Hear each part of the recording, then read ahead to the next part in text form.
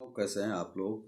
दोस्तों, पिछले दिनों जो आपने देखा होगा कि मॉब लिंचिंग की एक घटना पालघर में हुई थी और जिसको महाराष्ट्र सरकार ने अच्छी तरह से जांच नहीं करवाया था, उसी के विषय में मैं आज आपको बताऊंगा। मैं हूं रतिकांत सुमन, आप देख रहे हैं हमारे channel are K techno TS को, जिसमें मिलता है आपको टोटल सॉल्यूशन, टोटल समस्याओं का समाधान।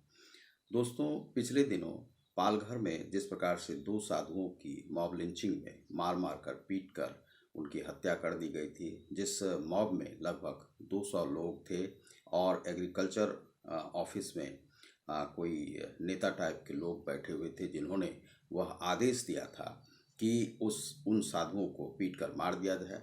जिस प्रकार से लग रहा था कि उन्हें कोई प्रोपेगेंडा यह चलाना था। वह एग्रीकल्चर कार्यालय में कोई इस प्रकार के लोग बैठे हुए थे जो अपराधी प्रवृत्ति के थे और वह वहाँ पर माफिया भी हो सकते हैं। तो जो भी लोग हैं उनकी बात को यहाँ पर सामने नहीं लाया गया और सीबीसीआईडी की जांच कराई गई, जिसमें कि जो भी लोग पकड़े गए थे उनमें से 28 लोगों को लगभग छोड़ दिया गया। और जो पुलिस वाले थे, पुलिस वाले को कहा कि 3 लोगों को सस्पेंड कर दिया गया।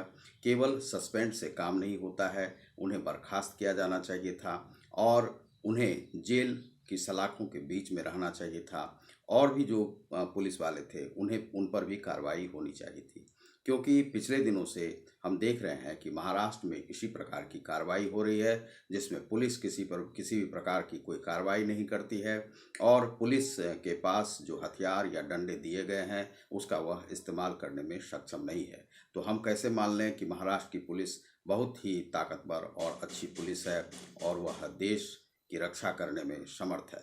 लेकिन हम जब देखते हैं कि यह पुलिस कोई कार्रवाई या कार्य नहीं कर रही है, तभी ही यह कहा जाता है और जनता के द्वारा आवाज़ उठाई जा रही है। तो पालघर हत्याकांड में वहाँ के जो जूनागढ़ अखाड़े हैं उनसे भी निवेदन किया गया था कि आप सीबीआई के लिए कहें, तो वे सीबीआई के लिए आगे आए।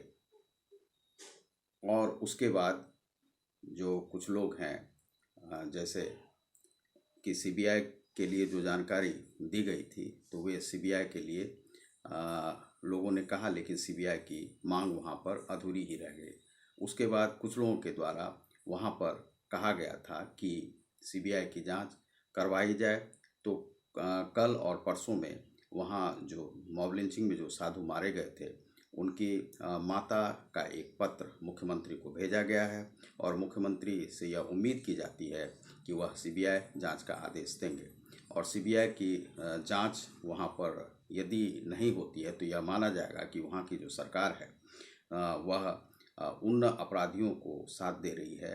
तो इसीलिए उन अपराधियों को जो पकड़ना है, और वहाँ पर सीबीआई की जो जूनागढ़ के अखाड़े के भी जो साधु हैं, गिरी जी महाराज, उन्होंने भी यह कहा है कि सरकार से यह मांग दोहराई है कि वहाँ पर वह जो मॉब लिंचिंग की घटना हुई उसमें सीबीआई की जांच होनी चाहिए।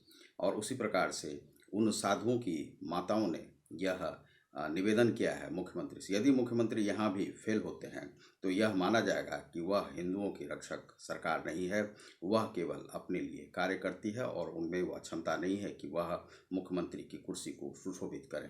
इसीलिए किसी अन्य व्यक्ति के लिए ही वह कुर्सी होगी। यदि वह किसी भी प्रकार से सज्जन व्यक्तियों की हत्या में सहयोगी होते हैं तो उन्हें तो सरकार चलाना ही नहीं चाहिए, और अपराधियों को नहीं पकड़ पाते हैं तो यह पुलिस की नाकामी होगी।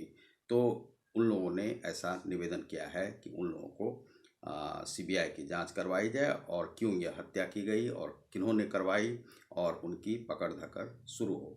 तो बहुत बहुत धन्यवाद। आप देख रहे हैं हमारे channel are K techno TS को, जिसमें मिलता है टोटल समस्याओं का समाधान। बहुत बहुत धन्यवाद।